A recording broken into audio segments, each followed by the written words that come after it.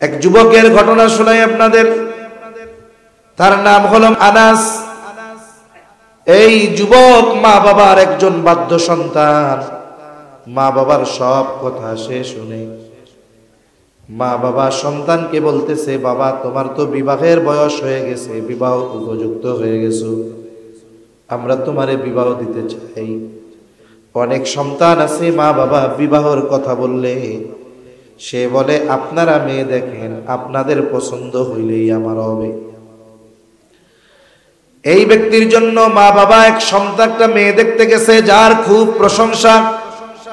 মেয়েটা খুব দিনদার, মুত্তাকি এবং খুব লজ্জাশীলা, পর্দাশীলা একজন মেয়ে। এইবার ওই মেয়েটাকে আনাসের মা দেখতে গেছে। মেয়েটার দিনদারিত্বকে তারা প্রাধান্য দিয়েছেন। ছেলের কাছে এসে মেয়ের এই আমলের কথাগুলো বর্ণনা করেছেন, দিনদারিত্বের কথা বর্ণনা করেছেন। সাথে সাথে বলতেছে, বাবা আমি মা দেখেছি, কিন্তু যেহেতু বিবাহ তুমি করবা, তুমি একটু দেখে আসো। কিন্তু বাধ্য সন্তান বলতেছে, মা আপনি দেখছেন তাতেই হবে। দিনদারিত্বের কথা শুনে সেও খুব আগ্রহী হয়ে গেল। দুইজনের মধ্যে বিবাহের আগে আর কোনো দেখা হয় নাই। এইবার বিবাহ হয়ে গেল। সর্বপ্রথম তাদের মধ্যে দেখা হবে বাসর রাতে। এইবার আনাস ঘরের মধ্যে ঢুকছে তার নববধূকে দেখার জন্য। এইবার নববধূর ঘুমটাটা সরায়া দেখে এই নববধূর ব্যাপারে যত গুণাগুণ শুনেছে, যতই গুণ তার মধ্যে থাকুক না কেন, কিন্তু চেহারাটা দেখতে সুন্দর না, একেবারে অসুন্দর। চেহারা দেখা পছন্দ হয় নাই। স্ত্রীর সাথে কোনো কথা বলতেছে না, ঘরের এক কোনায় গিয়ে বসে আছে, মনটা খারাপ। ভাবছিল গুণবতী মেয়ে, চেহারাটাও মনে হয় সুন্দর হবে, কিন্তু মেয়ে গুণবতী কিন্তু চেহারা তো তার সুন্দর না। মেয়েটা তো বুদ্ধিমতী, বুঝতে পারছে আমার স্বামীর আমার দেখা পছন্দ হয় নাই। যেহেতু বিবাহ হয়েই গেছে, এইবার মেয়েটা গিয়া তার কাছে বলতেছে, আনাসের কাছে কোরআনের আয়াত তাকে শোনাচ্ছে। কারণ কোরআনে আল্লাহ তাআলা বলেন, আসা আন তাকরাহু শাইআন ওয়া হুয়া খায়রুল লাকুম ওয়া আসা আন তুহিব্বু শাইআন ওয়া হুয়া শাররুল লাকুম। এই মেয়েটা আনাসকে বলতেছে, অনেক বিষয় আছে যেটাকে আমরা পছন্দ করি, কিন্তু সেটা আমাদের জন্য কল্যাণকর নয়। আবার অনেক বিষয় আছে আমরা অপছন্দ করি, অথচ ওয়া হুয়া খায়রুল লাকুম, আল্লাহ তাআলা বলেন এটা তোমাদের জন্য কল্যাণকর। এই কথার দ্বারা মেয়েটা বুঝাচ্ছে, শোনেন আপনার হয়তো আমার চেহারা দেখে পছন্দ হয় নাই, কিন্তু হয়তো আল্লাহ তাআলা আপনার জন্য আমার মধ্যে কল্যাণ রেখে দিয়েছে। তো কোরআনুল কারীম দিয়ে সুন্দর রেফারেন্স দিছে।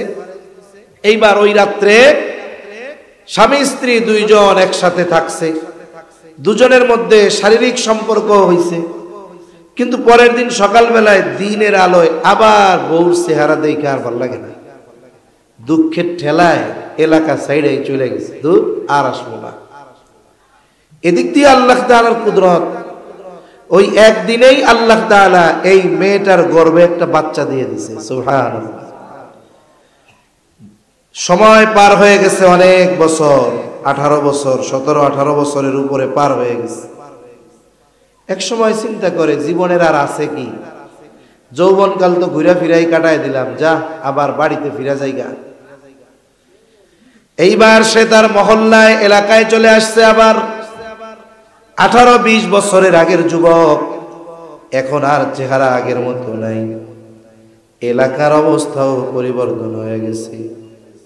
এলাকায় এসে সর্বপ্রথম মহল্লার মসজিদের মধ্যে গেল, নামাজ পড়ল। নামাজের পর ইমাম সাহেব অনেক উপস্থিত মানুষদেরকে নিয়ে হাদিসের দর্স দিতেছে। হাদিসের দর্স এত সুন্দরভাবে হাদিসের দর্স দিচ্ছে, উনিও ওই মজলিসের মধ্যে বসলেন। হাদিসের দর্স শেষে ইমাম সাহেব বাড়িতে চলে গেল। আর এই ব্যক্তি আনাস 18 বছর আগে 20 বছর আগে যে পালায়া চলে গেছিল বউর চেহারা দেখা মনে মনে বলে, আহারে এইরকম একজন সন্তান, চেহারাও যেমন, ইলমও তেমন, বলার ভাবও তেমন। বলে এরকম একজন সন্তান যদি আমার থাকতো কতটা ভালো হইতো। অনেক সময় অনেক সুসন্তান দেখে অনেক পিতা আল্লাহর কাছে বলে, আল্লাহ এইরকম একটা সন্তান যদি আমারে দিতেন কতই না ভালো হইতো। ও মনে মনে কইতেছে যে হ্যাঁ, এরকম একটা সন্তান যদি আল্লাহ আমারে দিত কতই না ভালো হইতো। এখন মসজিদ থেকে বাইরে হয়ে তার বাড়িতে যাবে, লোকজনকে জিজ্ঞাসা করতেছে, ভাই এই হুজুরের বাড়ি কই, এর ঠিকানা কোথায়, বাপের নাম কি? বলে আর কইও না, এর বাপ বিয়া কইরা বউর চেহারা খারাপ ছিল, এই চেহারা দেখা এলাকা ছেড়ে পালাইছিল, তার কোনো খোঁজ খবর নাই। এই বাপ পোলাটার বাপ বাইসা থেকেও এতিম। তার মানে বুঝতে পারছে ছেলেটা কার? বলেন ছেলেটা কার? নিজের। পরিচয় জানার আগে আফসোস করছে, আরে আল্লাহ এরকম একটা সন্তান যদি আমার থাকতো। এইবার বাড়িতে গেছে, খুঁজে খুঁজে বাড়িতে গেছে, দরজা আটকানো, দরজায় নক দিছে। ওই যুবক ইমাম দরজা খোলার জন্য চলে আসছে। দরজা খুলে দেখে একজন অপরিচিত লোক, চিনে না তো। 18 বছর বাবার কথা শুনেছে কিন্তু চেহারা দেখে নাই। এইবার জিজ্ঞাসা করে, আপনি কি? অপরিচিত ব্যক্তি জবাব দেয়, তুমি আমারে চিনবা না, তোমার মা আমারে চিনবে। যুবক বলে, রাগ হয়ে যাচ্ছে আরো, যে আমার মা আপনারে চিনবে আর আমি আপনারে চিনবো না, কোনো কথা হইল নাকি? একটু রাগ হয়ে গেছে আর কি। এইবার ওই ব্যক্তি আনাস বলতেছে, তুমি তোমার মারে গিয়া বলো ওই ব্যক্তি ফিরে আসছে। কোন ব্যক্তি? বলে যাকে আপনি নসিহত করে বলেছিলেন, আসা আন তাকরাহু শাইআন ওয়া হুয়া খায়রুল লাকুম ওয়া আসা আন তুহিব্বু শাইআন ওয়া হুয়া শাররুল লাকুম। যারে এই নসিহত করেছিলেন সেই লোকটা আসছে। এইবার ওই ব্যক্তি ঘরে গিয়া মাকে বলে, মা ওই ব্যক্তি বাসার সামনে দরজায় দাঁড়ায় আছে, যাকে আপনি এই কথা বলে নসিহত করেছিলেন। মা বুঝতে পারছে কে আসছে। এইবার মা বলতেছে, যাও তাড়াতাড়ি ঘরে ঢুকাও, ওই ব্যক্তি অপরিচিত কেউ নয়, এই ব্যক্তি হলো তোমার বাবা। এখন এই যুবকের পরিচয় কি? এই পৃথিবীতে 4টি মাযহাব আছে প্রসিদ্ধ। কয়টি? এর মধ্যে একটা হলো মালিকি মাযহাব। এই মালিকি মাযহাবের ইমাম মালিক ইবনে আনাস রাহমাতুল্লাহি আলাইহি ওই কালা মহিলার পেটে জন্ম নিছে। এখন বলেন তো, অনেক সময় মেয়ে যদি দিনদার হয়, দেখতে কালো হয়, আল্লাহ তাআলা এইরকম সন্তান দিতে পারেন কি পারেন না? এজন্য মনে রাখবেন, বিয়ার আগে চামড়ার সৌন্দর্যের দাম, বিয়ার পরে চরিত্রের সৌন্দর্যের দাম। এজন্য এই বাংলাদেশে যত বিবাহ বিচ্ছেদ হয়, একটু খোঁজ নিলে দেখবেন যে অধিকাংশ মেয়ে যারা স্বামীর থেকে ডিভোর্স চায়, সংসার করতে পারে না, এদের চামড়াটা সুন্দর কিন্তু চরিত্রটাও সুন্দর। এটাই বাস্তবতা। এখন বলতে পারেন, হুজুর তাহলে কি খালি চরিত্র দেখমু, চেহারাটা কি বাদ দিমু? আরে আমি আপনারে বাদ দিতে কইছি? আপনি আগে চরিত্র দেখবেন ঠিক আছে কিনা, এরপরে যদি সুন্দর হয় ভালো, এরপরে যদি উচ্চ বংশীয় হয় আরো ভালো, বলে যদি এক বাপের এক মাইয়া হয় তাহলে তো আরো ভালো। ঠিক কিনা কন? তাহলে তো মনে করেন আপনার কাম পাকার পাক, আর কি লাগে? সবই তো আপনার। এজন্য বিবাহের ক্ষেত্রে দিনদারিত্বকে যদি প্রাধান্য না দেওয়া হয়, তাহলে সন্তানের হক নষ্ট করা হয়। তাহলে দেখেন, বিয়া করছেন, সন্তান হয় নাই, এর আগেই তার হক আপনি নষ্ট করে বসে আছেন। এজন্য যুবক ভাই যারা আছেন, অভিভাবক যারা আছেন, যারা আপনাদের সন্তান ভাই অথবা যে যুবকেরা বিবাহ উপযুক্ত, মেয়ে দেখার ক্ষেত্রে সবচাইতে বেশি অগ্রাধিকার দিতে হবে দিনদারিত্বের। বাকি সব আছে, দিন নাই, বলো অমন বউ আমার দরকার নাই। আজকে হয়তো চেহারা দেখবা, পরবর্তীতে পস্তাবা। তাহলে সন্তানের 1 নাম্বার হক, বলে তার জন্য একটা দিনদার মা লাগবে।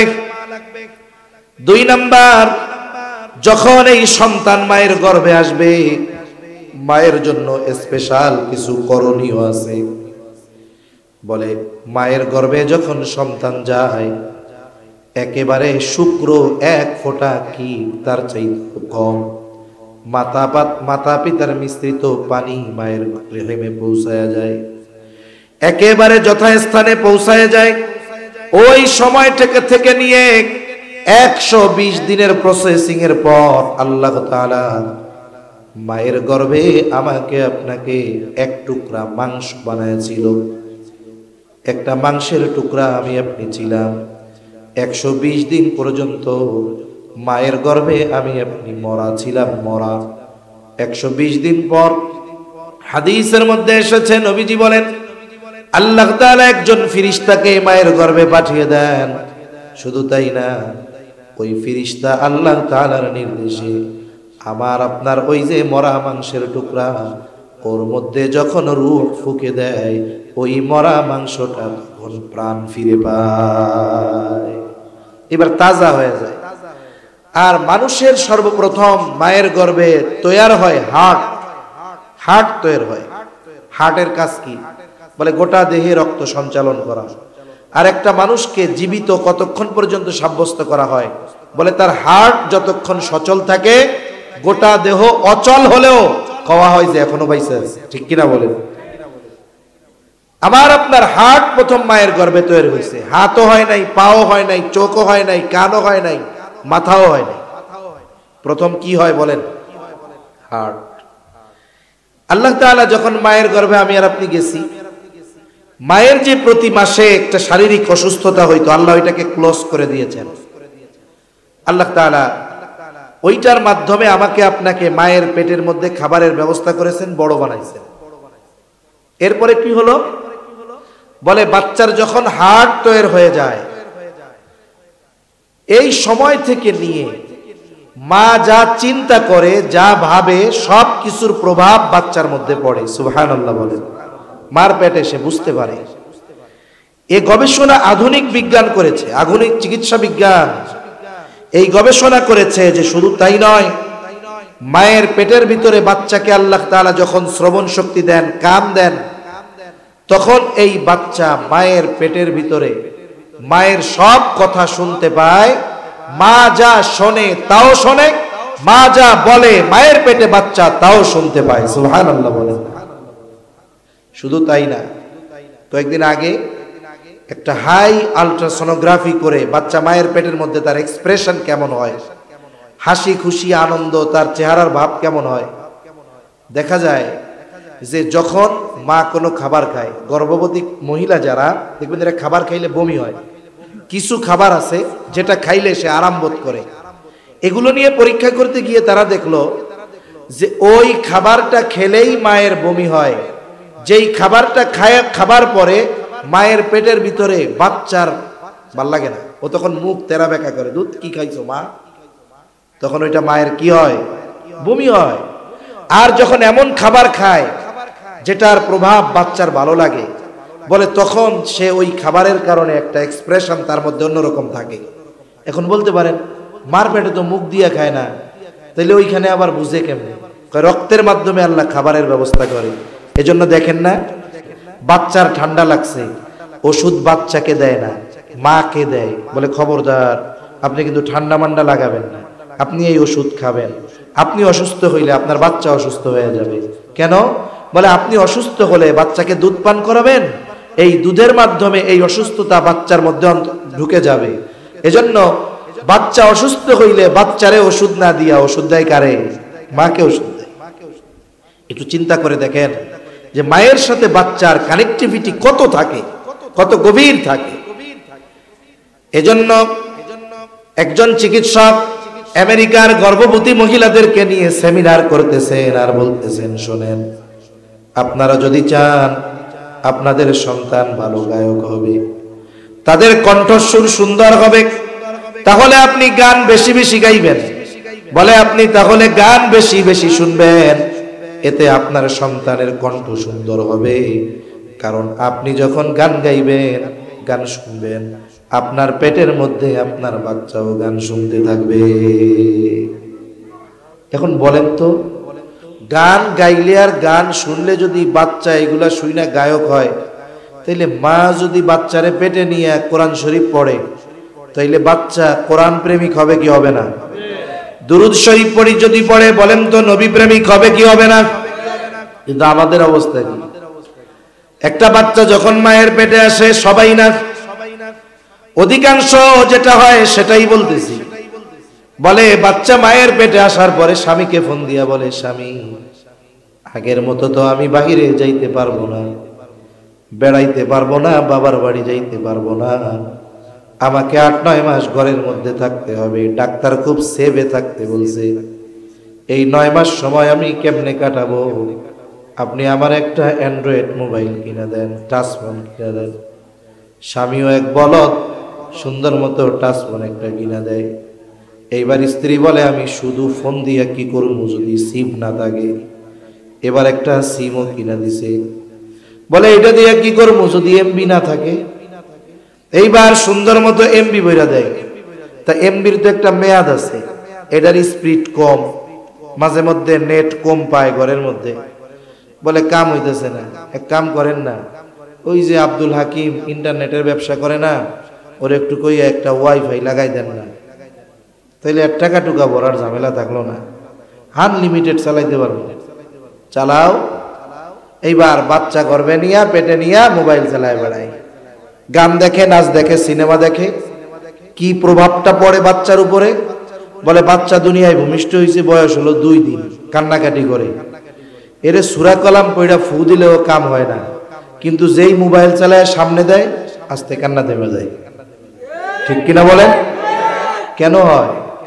বলে এটা মায়ের কর্মের ফল। ঠিক কিনা বলেন?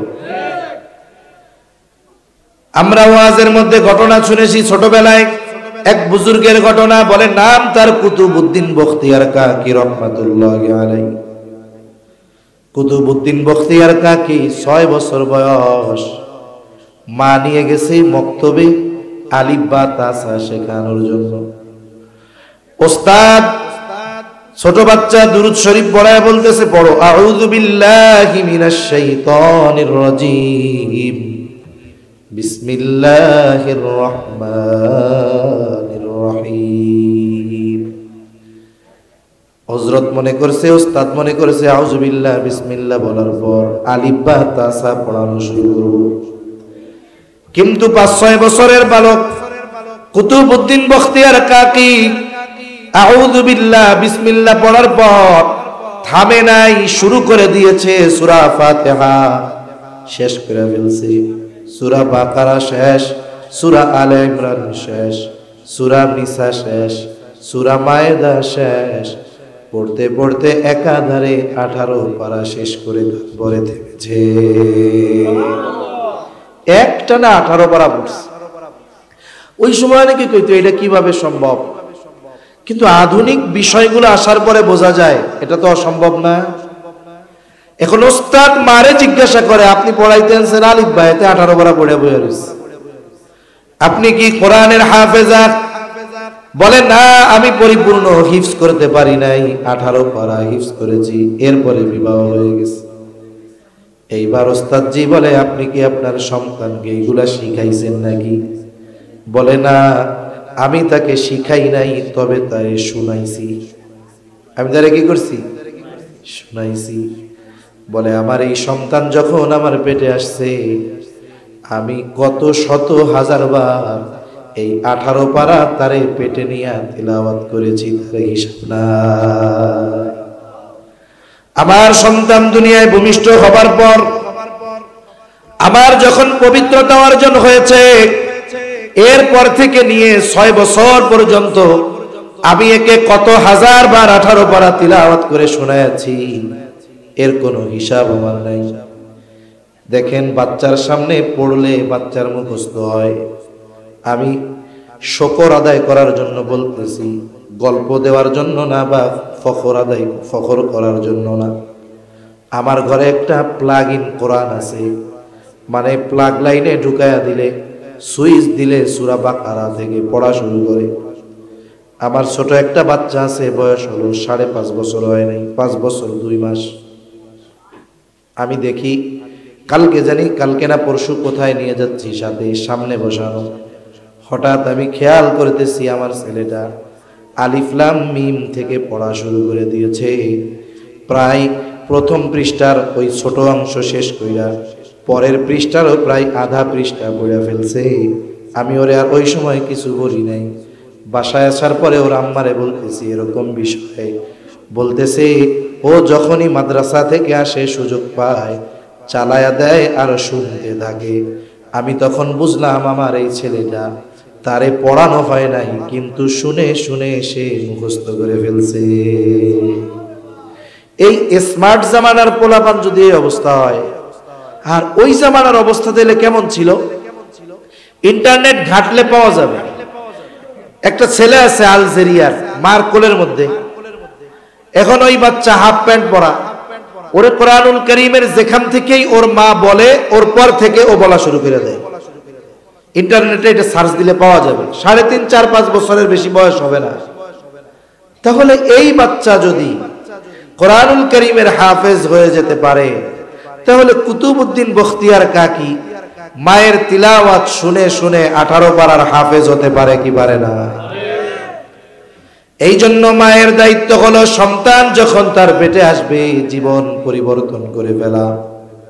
কোরআনের যতটুকু মুখস্থ আছে ততটুকু তিলাওয়াত করা, ইস্তেগফার দুরুদ এগুলো বেশি বেশি পাঠ করা। বলে কি হবে? বলে যা পড়বে তার পরিপূর্ণ প্রভাব সন্তানের উপরে পড়বে।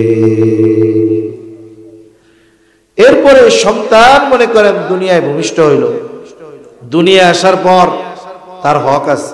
1 নাম্বার হক কি?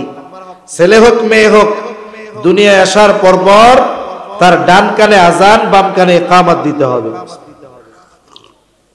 আলহামদুলিল্লাহ। ছেলে হোক মেয়ে হোক, ডান কানে আজান, বাম কানে কি? ইকামত। কিন্তু আমাদের দেশে অনেক মানুষ জানে না, বাচ্চা কাচ্চা হয় এক জায়গায়, আজান দেওয়া আর এক জায়গায়। মনে করেন ছেলে একটা হইছে বাংলাদেশের রাত 3টার সময়, ছেলের বাপ আছে সৌদি আরব, বাচ্চাটা হইছে নানির বাড়ি। ছেলে হইলে তো সবাই খুশি হয়, ছেলে হইলে দাদার চাইতে দাদি আরো বেশি খুশি হয়। এতে বেডি হইলে কি হইব? কিন্তু যদি পোলার একখান পোলা হয়, খুশি হেতে আরো বেশি হয়, ঠিক কিনা কর? এখন নানিও খুশি যে আমার নানা ভাই একটা হইছে। রাত 3টার সময় ফোন দিছে একবারে সৌদি আরব জামাইয়ের কাছে, হ্যাঁ শুনছনি কি হয়েছে? তোমার একটা পোলা দিছে আল্লাহ। খুশির ঠেলায় মাথা মোতা ঠিক নাই। ওই যে হুজুররা কইছে যে পোলাপান হইলে আজান দিতে হয়, এতটুক মনে আছে, কিন্তু আজান যে কই কিভাবে দিতে হবে এটা আর মনে নাই। এখন আজান দেয় কে? কয় মুয়াজ্জিন। তাইলে তো মুয়াজ্জিন সাহেবরে বলার দরকার। এখন রাত 3টার সময় ফোন দিছে মুয়াজ্জিন সাহেবরে, হ্যালো আসসালামু আলাইকুম। এখন রাত 3টার সময় মুয়াজ্জিনকে কেউ দাওয়াত খাওয়াইতে ফোন দেয় না, মানুষ মরলে ফোন দেয়। এখন মুয়াজ্জিন ফোন রিসিভ করে, ভাই মরছে কে? মরছে কে? কয় বেটা কেউ মরে নাই, আমার একটা পোলা হয়েছে, তুই একটা আজান দিয়ে দে।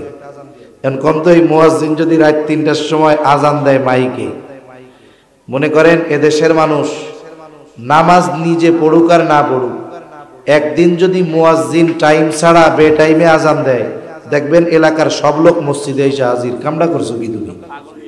পাগল হয়ে যাবো, তাই না? এলাকা মাথায় তুলে ফেলবো, যে মিয়া কি মুয়াজ্জিন রাখছি বেতন টেতন দিয়া, টাইম হয় না এখনো আজান দিয়া দিছো। কিন্তু এমনি আজান টাইম মতো দিলে মসজিদে আসে না। মানুষ জানে না যে বাচ্চা হয় এক জায়গায়, আজান দেওয়া আর এক জায়গায়। বিষয়টা হলো বাচ্চা ছেলে হোক মেয়ে হোক, ডান কানে আজান, বাম কানে ইকামত।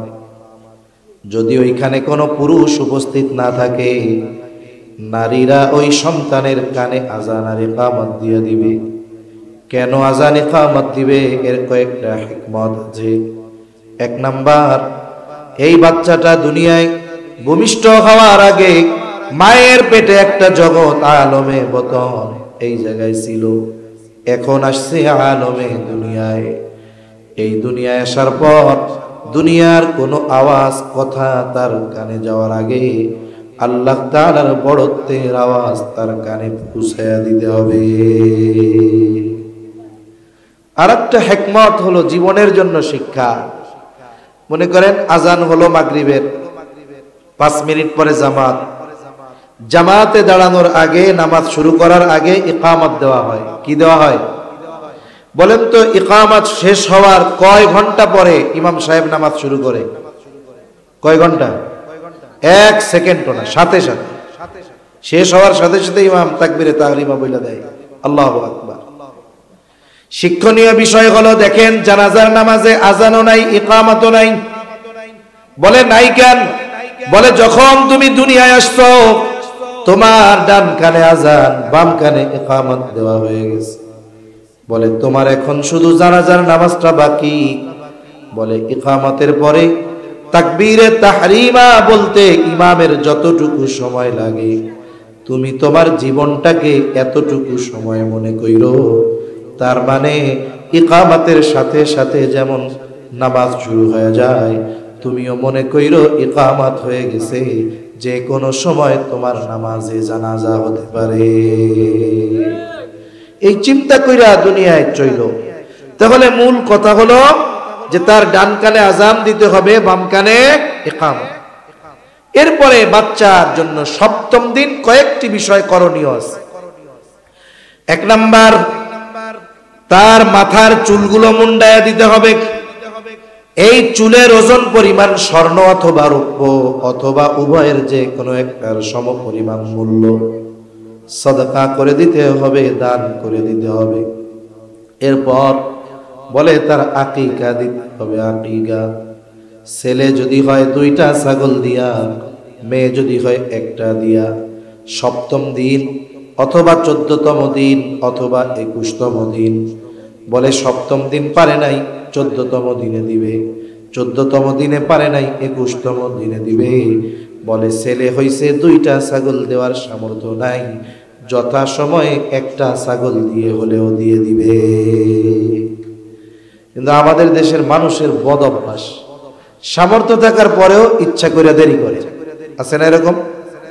কই দিয়ে দেবানি, কোরবানির সাথে দিয়ে দেব, কোরবানির সাথে। শোনেন, কোরবানির সাথে আকিকা জায়েজ, দিলে হয়ে যাবে, কিন্তু আপনার আমল করার সুযোগ আছে, সুন্নাহ আমল। আপনি সুন্নাহ বাদ দিয়ে জায়েজের দিকে যাবেন কেন? আমলের ক্ষেত্রে সব সময় সুন্নাহকে অগ্রাধিকার দিতে হবে। এইটা যদি না করতে পারেন কোনো কারণবশত, তাহলে আপনি পরে জায়েজের উপরে আমল করলেন। কিন্তু কতজনের বিষয় কেমন হয় জানেন? একজন ফোন দেয় এরকম, হুজুর কি হয়েছে? হুজুর কুরবানির সাথে কি আকিকা হবে? আমি বললাম হবে। কার আকিকা দিবেন এখন? বলতেছে হুজুর আমার নাতিরটা দিব। আচ্ছা দিয়া দেন। এখন আবার একটু পরে জিজ্ঞাসা করি, হুজুর আরেকটা কথা জিজ্ঞাসা করি, হুজুর আমার আকিকা দিলে হবে? আপনি নাতির আকিকা দিবেন, সাথে আপনারটাও দিবেন, কারণটা কি? কয় হুজুর আমার আব্বা আম্মা আমার আকিকা দেয় নাই, এখন আমার নাতিরটা যখন দিতে যাবো আমার মা কয় রে তোরটাও তো আমি দিছিলাম না, তোরটাও দিয়ে দিস। আছে না এরকম? কতজন আছে যে নাতিরটার সাথে তার নিজেরটাও দেওয়া লাগে আকিকা। এগুলো ঠিক না, যথাসময়ে দিয়ে দেওয়া দরকার। কারণ এই আকিকার সাথে ওই বাচ্চার কল্যাণ অকল্যাণ ঝুলন্ত থাকে, এজন্য দিয়ে দেওয়া দরকার। এরপরে সপ্তম দিন আকিকার সাথে সাথে তার একটা সুন্দর নাম নির্বাচিত করবে। বলে নামটা এমন নাম হবে যেই নামে ডাক দিলে তার ধর্মীয় পরিচয় পাওয়া যায়। আফসোসের বিষয় হলো আমাদের দেশে ভালো নামটা চুরির ভয়ে লুকায় রাখে, আর ডাক নামটা এমন রাখে অনেক সময় বোঝা যায় না নামটা মুসলমান না অমুসলিমের। রাখে না এরকম? মনে করেন শফিকুর রহমান টনি, হাবিবুর রহমান জনি, এরকম আছে না নাম অনেক? এখন এই রনি টনি জনি মনি খনি এসব নাম, এগুলা কি মুসলমানের নাম নাকি? সব ধর্মের মানুষের নাম পাওয়া যাবে এইসব। তার মানে এই নামে ডাকলে ধর্মীয় পরিচয় প্রকাশ পায় না। এজন্য সুন্দর নাম রাখতে হবে। এদেশের নামের কি অভাব আছে? ভালো নামের অভাব আছে? হাদিসের মধ্যে আসছে, নবীজি বলেন আল্লাহ তাআলার কাছে সবচাইতে পছন্দের নাম হলো আবদুল্লাহ আর আব্দুর রহমান। এলাকায় আব্দুল্লাহ বেশি, আব্দুর রহমান বেশি। আল্লাহ তাআলার গুণবাচক নামগুলোর সাথে আবদুন শব্দ যোগ করে নাম রেখে দেন। আব্দুর রহিম, আব্দুস সামাদ, আব্দুল হামিদ, আব্দুল হালিম, আব্দুর রাজ্জাক। সুন্দর নাম না এগুলো? এই আব্দুন যোগ করে গুণবাচক নামের সাথে নাম রেখে দেন। আবার ডাকার সময়ও সুন্দর করে ডাকবো, আব্দুল মালিক, আব্দুল খালেক। কিন্তু আমাদের অভ্যাস কি? বাপে নাম রাখছে আব্দুল হালিম বা আব্দুল খালেক, আব্দুস সামাদ, কয়দিন পর আব্দুল বাদ দিয়ে ওরে ডাকে খালেক, মালিক, রাজ্জাক। এও ডাকতেছে, যাক এক বিষয় গেল। কিন্তু কয়দিন পরের থেকে আর একটু শুরু করে, ও রাজ্জাক কে, ও খালেক কে, ও মালিক কে, ও সামাদ দে। আছে না নাই? কন্যা কেন? এ কি কোনো কাম হইল? ওর বাপ কি সামাদ্দা নাম রাখছে নাকি? আব্দুস সামাদ, কত সুন্দর। আব্দুল মালিক, বাংলাদেশের জগৎ বিখ্যাত আলেম, শুধু বাংলাদেশের না, এই পৃথিবীর অন্যতম একজন আলেম, আমাদের বাইতুল মুকাররম জাতীয় মসজিদের খতিব আব্দুল মালিক। কত সুন্দর নাম। এই যে নাম ব্যঙ্গ করে ডাকা, এটা জাহেলিয়াতের সময়ের কাজ। নবীজি এটা মানা করছেন যে তোমরা কারো নাম ব্যঙ্গ করে ডাকবা। শুনেন, ভালো নাম রাখার মধ্যেও ফজিলত আছে। বুজুর্গানে দিন বলেন, কিয়ামতের দিন আল্লাহ তাআলা চাইলে ভালো নামের ওসিলায় মাফ করে দিতে পারে। পারে কি পারে না? মনে করেন কিয়ামতের দিন আল্লাহ তাআলা ডাক দিল, ইয়া ইব্রাহিম। হাসরের ময়দানে যত ইব্রাহিম আছে সব হাজির। আল্লাহ তাআলা হয়তো তখন বলবে, আমি তো তোমাদের ডাকি নাই, আমি ডেকেছি আমার খলিল ইব্রাহিমকে। হয়তো যাদের নাম ইব্রাহিম তারা বলবে, আল্লাহ আমাদের নাম তো ইব্রাহিম, আপনি তো খলিলুল্লাহ বইলা ডাকেন নাই, এই জন্য আপনার ডাকে বড় আশা নিয়ে আপনার কাছে আসছি। হয়তো আল্লাহ তাআলা সেই দিন বলবে, বান্দা যাও, আমার খলিলের সাথে তোমার নাম মিল হওয়ার কারণে আমি আল্লাহ তোমারে মাফ করে জান্নাত দিয়ে দিলাম। আল্লাহ মাফ করতে পারে কি পারে না? আরে কিয়ামতের দিন আল্লাহ মাফ করার জন্য বাহানা খুঁজবে। বান্দারে কেমনে মাফ করা যায়, আল্লাহ তাআলা বাহানা খুঁজে খুঁজে বান্দাকে মাফ করবে। এজন্য সুন্দর একটা নাম, এটা সন্তানের অন্যতম হক। সুন্দর নাম রাখবো সন্তানের। এরপরে সন্তান যখন বড় হবে, বেশি কথা আর কষ্ট দিব না আপনাদের। সন্তান যখন একটু বড় হবে, প্রথমে তাকে কোরআনী শিক্ষায় শিক্ষিত করতে হবে। মনে রাখবেন, সন্তানের প্রাইমারি শিক্ষা, প্রাথমিক শিক্ষা হবে দ্বীনি শিক্ষা, কোরআনী শিক্ষা। আপনি সন্তানকে প্রাইমারি বা প্রাথমিক শিক্ষা, দ্বীনি শিক্ষায় শিক্ষিত করার পর এরপরে আপনি অন্য যা পড়ান পড়ান, এতে কি হবে? তার বেজ মজবুত হবে, দ্বীনের ভিত্তি মজবুত হবে। ওই ছেলেটা বড় হয়ে যা হয় হোক, ও নাস্তিক হবে না, মুরতাদ হবে না, ও ইসলাম বিদ্বেষী হবে না, উলামায়ে কেরামের প্রতি বিদ্বেষ লালন করবে না। ঠিক কিনা বলেন? আর এটা দরকার। কেন দরকার নয়? আপনি আপনার সন্তানগুলোকে দ্বীন যদি না শেখান, আপনি তাদের হক নষ্ট করবেন। এজন্য সন্তানকে কোরআন শেখানো, কোরআনের শিক্ষা দেওয়া, এটা সন্তানের হক, যেটা সে পিতার কাছে পাবে। এখন অবস্থা হলো, সন্তানকে যতটুকু শিক্ষা দেওয়া দরকার আপনি কিন্তু বাসায় সেটা পারবেন না। এখন আমাদের পরিবেশ আগের মতো এরকম নাই। একটা সময় প্রত্যেকটা পরিবার থেকেই বাচ্চারা প্রাথমিক দ্বীন অর্জন করত, জ্ঞান অর্জন করত। এখন অবস্থা কি হলো? আমাদের ছোট সময় আমরা দেখছি, আমরা আমাদের দ্বীনের প্রাথমিক শিক্ষাগুলো মক্তব থেকে শিখতাম। সুবাহি মক্তব, ফজরের নামাজের পর থেকে মক্তব চলতো 1.5 ঘন্টা 2 ঘন্টা।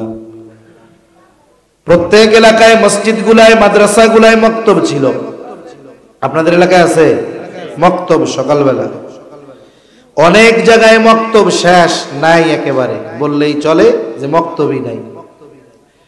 এই মক্তব থেকে আমরা দ্বীনের প্রাথমিক শিক্ষাগুলো অর্জন করতাম, নামাজ পড়ার তরিকাগুলো এখান থেকে শিখতাম, মুরব্বীদের সাথে আচরণ কেমনে করতে হবে শিখতাম।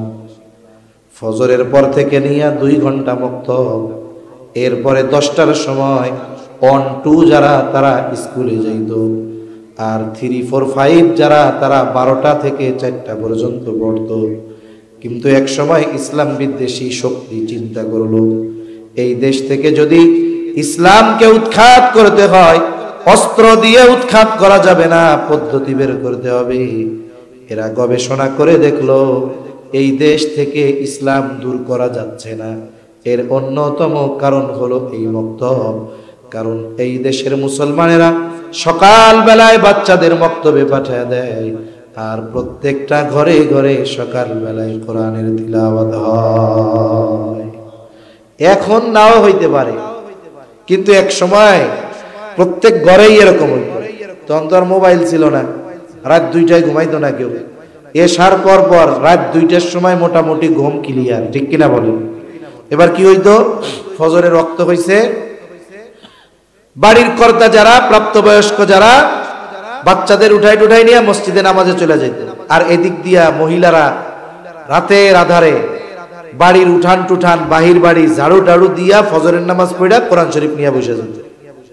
প্রত্যেক ঘরে ঘরে কোরআনের আওয়াজ পাওয়া যাইত, আর বাচ্চারা ওই দিক দিয়া মক্তবে চলে যাইত। মুসলমানের দিন শুরু হয় কোরআন দিয়ে। এমন পলিসি বাইর করো যেখানে তাদেরকে কোরআন থেকে দূরে সরানো যাবে। এনজিও গুলো সিস্টেম বাইর করলো, কি বলে, কেজি স্কুল, কিন্ডারগার্টেন এখন মোড়ে মোড়ে আছে। কিন্তু এ দেশে কিন্ডারগার্টেন প্রথম শুরু হয়েছে খ্রিস্টান মিশনারিদের মাধ্যমে। প্রথম অবস্থায় শুধুমাত্র তাদের নিয়ন্ত্রণে এইগুলো পরিচালিত হইত। তারা সিস্টেম করলো যে তাদের রুটিন হবে যে সকাল 6টা থেকে 10টা পর্যন্ত লেখাপড়া চলবে। এখন 6টায় যদি বাচ্চারে কিন্ডারগার্টেনে দেয়, মক্তবে দেওয়ার টাইম আছে নাকি? কত গুড পলিসি, চিন্তা করেন, কত গভীর চিন্তা। তারা কি পলিসিটা করছে যে আমরা যদি তাদেরকে প্রলোভন দেখাতে পারি যে তোমার বাচ্চা হলো 6 বছরে যায় স্কুলে, আর আমাদের কেজি স্কুলে দিবা, এখানে 4 বছর থেকেই লেখাপড়া শেখা শুরু করবে, আর ক্লাস 1-এ যখন ভর্তি করবা 6 বছরে, ও তো তখন ইংরেজি পট পট পট পট করে বলবে। এজন্য এক কাম করো, 4 বছর থেকেই দেওয়া শুরু করো কেজি স্কুলে। আমাদের বাঙালি আলকাতরা ফাও পাইলেও খায়। ফাও পাইলে কি খায়? আলকাতরা খায়, আসলের দিকে খেয়াল করে না। এখন এরা মুসলমানিত্বকে হারায় যাচ্ছে, মুসলমানিত্ব হারায় যাচ্ছে, এই চিন্তা নাই। পোলার ইংরেজি শিখাইতে হইব, অন্যান্যদের সাথে কম্পিটিশন, দে কেজি স্কুলে ভর্তি করে। এখন বক্তব্যগুলো শূন্য হয়ে গেছে, মক্তবে পোলাপান নাই। এখন কি করা যায়? এত ব্যাপক আকার ধারণ করছে যে এটাকে নির্মূল করা সম্ভব নয়। এখন বিকল্প পদ্ধতি বের করা দরকার। হায় রে, আলেমরা মানুষের ভালো চায়, ওলামা ইকরাম মানুষের ভালো চায়, আমরা ভালো না চাইয়া করবো কি? কারণ জড়িত যেই ঘরনার আলেম হোক, কোন আলেম টাকা পাচারের সাথে জড়িত। বেগমপাড়ায় 2-4টে বাড়ি আছে, ইংল্যান্ডে বাড়ি আছে, ইন্ডিয়ায় বাড়ি আছে। ও মিয়া, তাহলে আলেমরা যাইব কই? থাকতে তো হবে এই দেশেই, যেই দেশে তার থাকতে হবে, তার পোলাপানের থাকতে হবে। সেই দেশের অকল্যাণ কি ওলামা ইকরাম চাইতে পারে? চিন্তা করছে যে আগামী প্রজন্ম তো ঈমান হারা হয়ে যাবে, মুসলমানিত্ব তো এদের মধ্যে থাকবে না, কি করা যায়? বলে ওনারাও পদ্ধতি একটা বাইর করছে। বলে কি পদ্ধতি? বলে টক্কর হবে কেজি স্কুলের সাথে। পদ্ধতি একটা বের করছে, নাম দিছে নুরানি পদ্ধতি। কি পদ্ধতি? বলে নামেও যেমন কাজেও তেমন, নামেও যেমন নুরানি, কাজেও তেমন নুরানি। বলে কেজি স্কুলে সন্তানরে দিবা, হাফ প্যান্ট পরবে, টাই পরবে, তোমার জন্য দোয়া করাটাও শেখাবে না। কিন্তু সন্তানটারে নুরানি মাদ্রাসায় দিছ, ইংরেজি শিখবে, বাংলা শিখবে, আরবি শিখবে, কোরআন শিখবে। শুধু তাই না, তোমার জন্য দোয়াও করতে পারবে। ক্লাস 3 পর্যন্ত একটা বাচ্চা যদি পড়ে, বলে তার যতটুকু ইলমে দ্বীন শেখা ফরজ, ক্লাস 3 পর্যন্ত পড়লে তার অধিকাংশটা তার অর্জন হয়ে যায়। তাইলে কি হইল? অভিভাবক যদি বাচ্চারে নুরানি মাদ্রাসায় দেয় প্রাথমিক শিক্ষা অর্জনের জন্য, তাইলে 1 নম্বরে বাচ্চার হক তো সে আদায় করলই, সাথে সাথে ওই বাচ্চাও যেই পরিমাণ দিন তার জন্য শেখা ফরজ এ মাদ্রাসায় সে শিখে গেল। ঠিক কিনা বলেন? এখন আপনি 3, 4, 5 পর্যন্ত পড়াইলেন, অনেক মাদ্রাসায় 5 পর্যন্ত আছে। আমরা দেখছি যেই সমস্ত নুরানি মাদ্রাসাগুলো 5 পর্যন্ত পড়ায়, এরপরে স্কুলে ভর্তি করা, স্কুলের সাথে একটা লেয়াজু কইরা বৃত্তি পরীক্ষা দেওয়ায় অবশেষে কি দেখা যায়? ওই স্কুলের বৃত্তি যে কয়টা পাইছে সবগুলো দেখা যাবে যে এই নুরানি মাদ্রাসার ছাত্র। আর ওইদিকে গিয়ে স্কুলের টিচাররা অন্য স্কুলের সাথে এরকম গর্ব নিবে, আমার স্কুলে 20টা বৃত্তি পাইছে। ওরা যদি জিজ্ঞাসা করা হয় 20টা যে পাইলো এটাকে তোরা পড়াইছো শুরুর থেকে, দেখা যাইব যে একটাও ছাত্র ওর না, সবগুলো কোন জায়গায়? মাদ্রাসা। এটাই বাস্তবতা। সেজন্য আমার আপনার সন্তানদেরকে দিন শেখানোর দরকার। এই ফরজ কাজটা আপনার উপরে ছিল, আপনি করতে পারতেছেন না, ঘরে সেই পরিবেশ নাই, অথচ এই গুরু দায়িত্বটা গ্রহণ করেছে এই মাদ্রাসাওয়ালারা। এজন্য এই মাদ্রাসাগুলো আমাদের জন্য রহমত। কি জোরে বলেন? রহমত। তাহলে সন্তানকে যদি দিন না শেখান, এই সন্তান যদি আপনি নেককার বুজুর্গ পরহেজগার দিন শেখান নাই সন্তানকে, কিয়ামতের দিন আপনি জান্নাতে যাওয়ার সিরিয়াল ধরছেন, ওই সন্তান যদি আল্লাহ না করুক দিন না শেখানোর কারণে জাহান্নামী হয়, ও যায় বাধা দিয়া বলবে, আল্লাহ এর জান্নাতে দেওয়ার আগে ওরে আগে সাইজ করেন, কারণ ওর কারণে আমার অবস্থা আজকে খারাপ। ঠিক কিনা কর? এজন্য সন্তানের প্রাথমিক শিক্ষা হবে দ্বীনি শিক্ষা। এরপরে আপনি ডাক্তার বানান, ইঞ্জিনিয়ার বানান। আরে আমাদেরও তো ডাক্তার ইঞ্জিনিয়ার দরকার, দরকার আছে না নাই?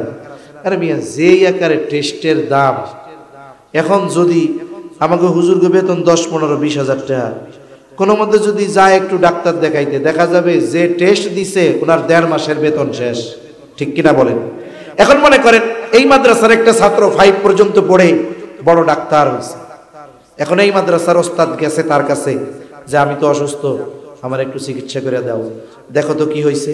বলেন তো, যত যাই হোক ওই ডাক্তার তার ওস্তাদ যদি যায়, তার এলাকার গরিব মানুষ যদি যায়, ও কি ডাকাতি করবে নাকি? ডাক্তারের আর এক নাম কিন্তু ডাকাত। কিছু ডাক্তার আছে আপনার কিছুই হয় নাই, আপনি যাবেন সুন্দর মতো 10,000 টাকার টেস্ট লেখা দিবে, কিছুই বলবে না। আপনার দেখে এই টেস্ট নিয়ে আসেন, আবার বলবে শোনেন কুমিল্লার ওইটার থেকে করাবেন, অন্য জায়গার থেকে করাইলে কিন্তু হবে না। আছে না নাই?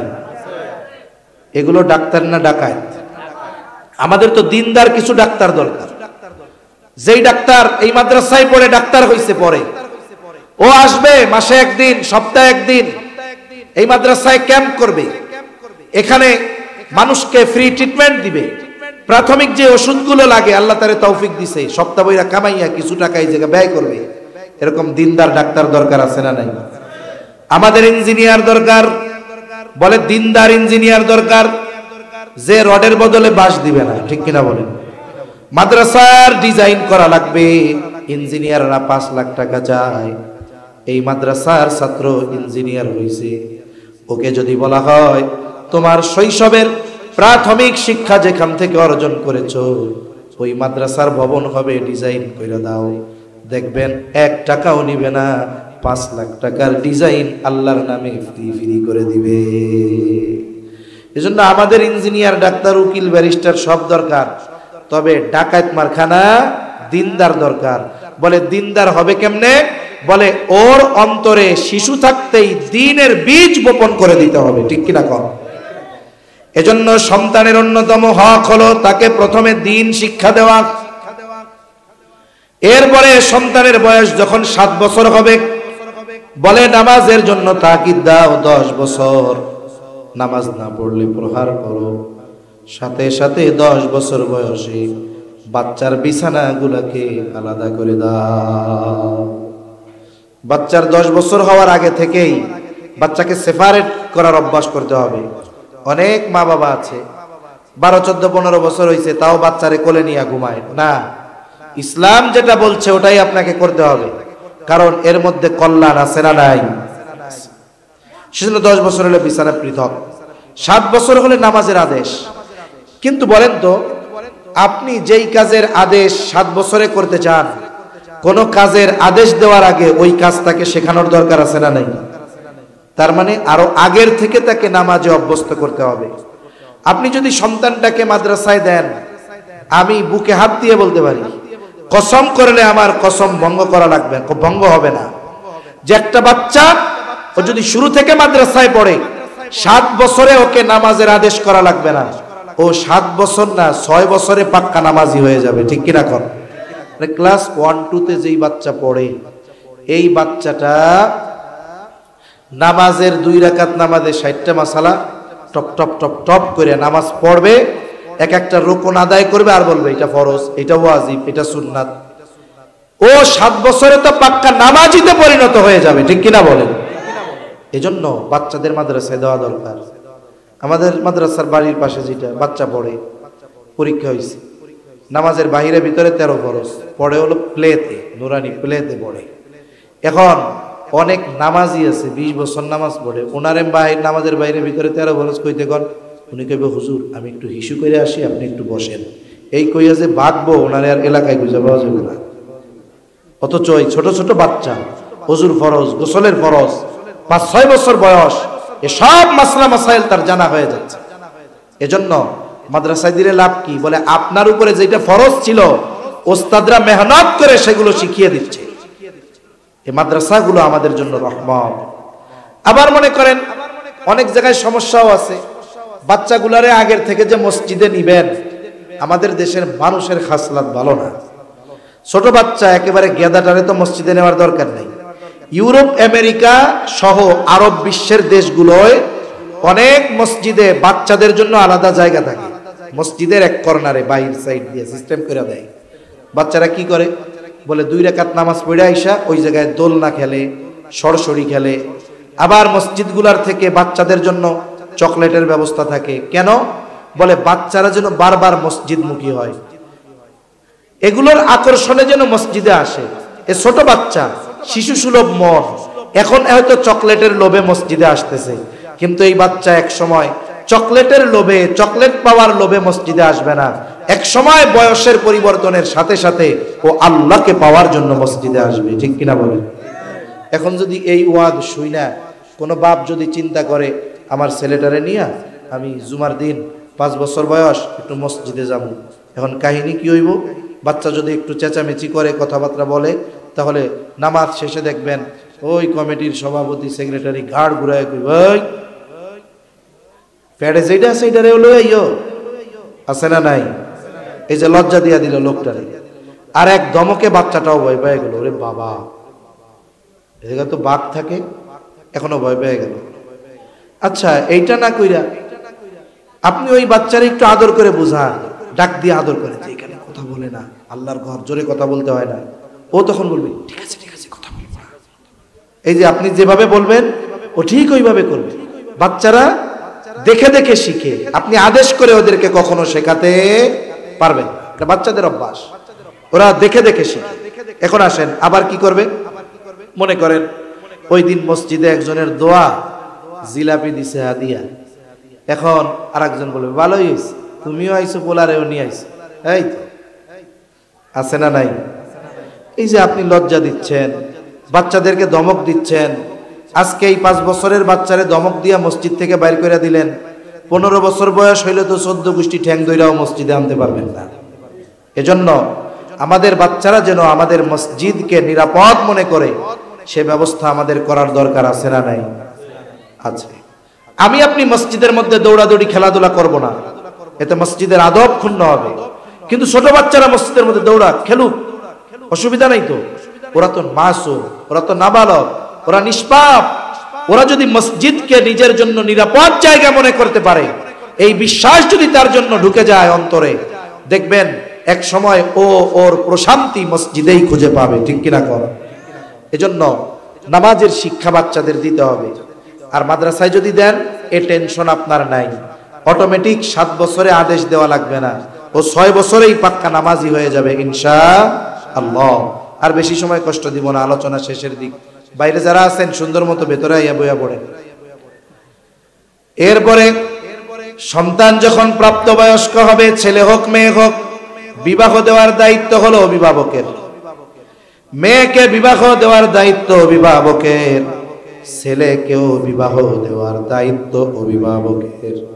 কিন্তু পিতা মেয়েকে বিবাহ দেওয়ার দায়িত্ব নেয়, আর ছেলের বিবাহের ব্যাপারে বলে কামাই করো, এরপরে তুমি নিজের পায়ে দাঁড়া হইয়া এরপরে তুমি বিয়া কইরো, বলে কি বলে না? অথচ ছেলেকেও বিবাহ দেওয়ার দায়িত্ব কার ছিল?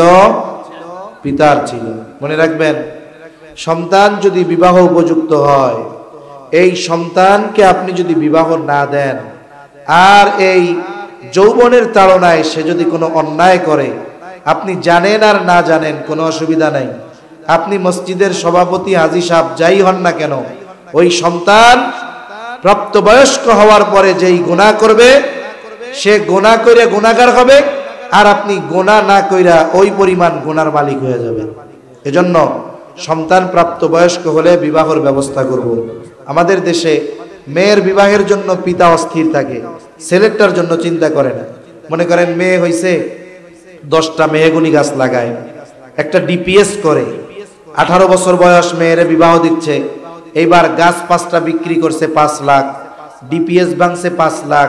কি বলে যে আম্মা তুমি যেদিন দুনিয়ায় আইছিলা, তোমারে তো বিয়া দিতে হইব, বড় হইবা, এই চিন্তা কইরা এই গাছ লাগাইছিলাম, টাকা জমাইছিলাম, এই না ওইগুলো সব তোমারে দিলাম। কেন? মাইয়েরে বিয়া দেওয়ার দায়িত্ব, পোলারে বিয়া দেওয়ার দায়িত্ব না? পোলা যখন জন্ম নিছে তখন 10টা গাছ লাগান নাই কেন? তখন আপনি টাকা জমান নাই কেন? ছেলে যখন প্রাপ্তবয়স্ক হবে বিয়ার, এই গাছ কাইটা বিক্রি কইরা 10 লাখ হাতে দিয়া বলবেন বাজান তোমার তো বিবাহের বয়স হইছে, তাহলে বিবাহ করতে হবে, এটা আমার দায়িত্ব দেওয়া। এই যে 10 লাখ দিলাম, 2 লাখ খরচ করে বিবাহ করো, 8 লাখ খরচ করে ব্যবসা বাণিজ্য কইরা বউরে খাওয়াও। এটা বলার দরকার ছিল কি ছিল না? তার মানে এই জায়গায়ও আমাদের ছেলেদেরকে তার বাবারা ঠকায়, ঠিক কিনা কর? বিবাহ উপযুক্ত সন্তানরে তো বিবাহ দেয় না, বরং কি করবে, বিয়া করতে চাইলে কয় আগে কামাই করে। এখনো কামাই করা ধরছে, কয় আব্বা এবার দিয়া দেন। কয় না, তোমারে 22 বছর খাওয়াইছি, কমপক্ষে 5 বছর খাওয়াও, এরপরে বিয়া করবে।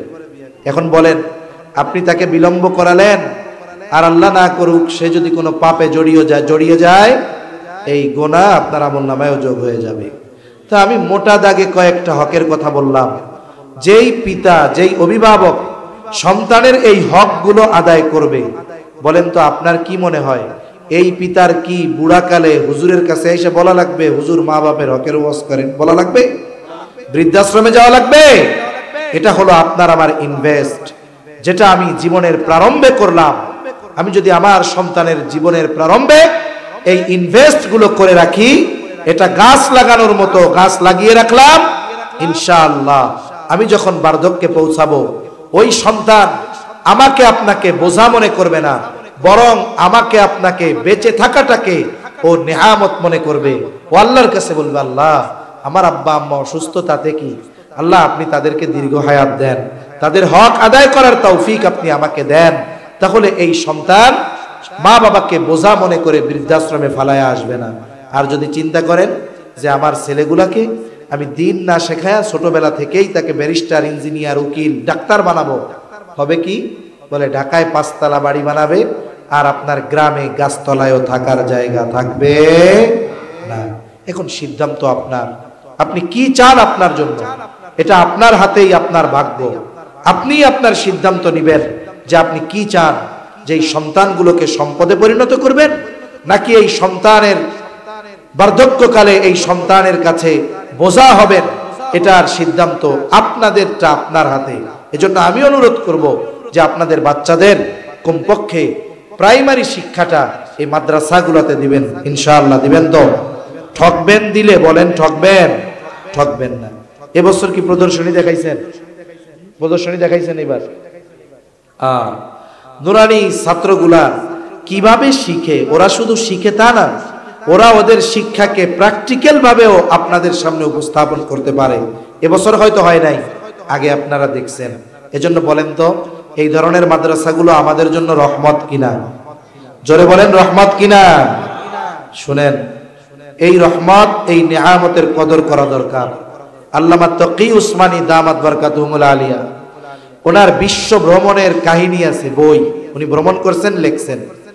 ওনার ভ্রমণ ইতিহাস পড়লে শুধুমাত্র ওই দেশের খাবার কি ভালো, সি বিচটা কেমন, এই সব জানা যাবে না। ওই দেশগুলোতে উনি যখন ভ্রমণ করেছেন, প্রত্যেকটা দেশে গিয়ে ওই দেশের মুসলিমদের ইতিহাস সম্পর্কে উনি জেনেছেন এবং ওনার ভ্রমণ সফরনামায় এগুলো উনি লিখছেন। একটা দেশের ব্যাপারে উনি বলতেছেন যে ওই দেশটাতে আমি গেলাম, ওই দেশের ইতিহাস ঘাঁটতে গিয়ে দেখলাম যে এই দেশে একটা সময় 100% মুসলমান ছিল। এদেশে সব কিছু চলতো, মাদ্রাসা ছিল, দিন ছিল, ওয়াজ মাহফিল ছিল, খানকা ছিল, সব ছিল। আল্লাহ তাআলার পক্ষ থেকে এগুলো তাদের জন্য নেয়ামত ছিল। কিন্তু আফসোস, এক সময় তারা মসজিদ থেকে দূরে সরা শুরু করলো, এক সময় তারা দ্বীনি হালাকা, এই মাহফিলগুলো থেকে দূরে সরা শুরু করলো। আস্তে আস্তে আল্লাহ তাআলা তাদের থেকে নেয়ামত কেড়ে নিলেন। এখন অবস্থা কি? বলে ওই দেশে এমন অবস্থাও হয়েছে, মানুষ আগে প্রকাশ্যে যেখানে দ্বীনের সবকিছু চলতো, ওইখানেই এক সময় এই মাদ্রাসা, মসজিদ, খানকা এগুলোর কদর না করার কারণে ওই এলাকাতেই এক সময় কোরআন শিখতে হইছে। কেমনে? বলে মুসলমানেরা ঘরের মধ্যে গর্ত বানাইছে, ওই গর্তের মধ্যে সন্তানদেরকে নামায়া দিয়া ওই জায়গায় কোরআন শিখিয়েছে। কেন? বলে যদি ঘরে কোরআন শিখে, বাইরে যদি কোরআনের আওয়াজ যায়, যারা রাষ্ট্র পরিচালনায় আছে ওরা ধরে নিয়ে যাবে, সর্বোচ্চ শাস্তি মৃত্যুদণ্ড হতে পারে। তাহলে দেখুন, একটা দেশ তারা তাদের দ্বীনি প্রতিষ্ঠানগুলোর, মসজিদগুলোর, মাদ্রাসাগুলোর কদর না করার কারণে, নেয়ামত মনে না করার কারণে আল্লাহ তাআলা তাদের থেকে ছিনিয়ে নিয়েছে। আমরা চাই না যে আমাদের এই দ্বীনি প্রতিষ্ঠানগুলো, দ্বীন শিক্ষার মার্কাজগুলো ধ্বংস হয়ে যাক। এটা কি আমরা চাই? জোরে বলেন চাই। সেজন্য মাদ্রাসাগুলোকে মহব্বত করতে হবে, কি হবে না? মাদ্রাসাগুলোর প্রতি আমাদের আন্তরিকতা থাকবে, মহব্বত থাকবে, ভালোবাসা থাকবে।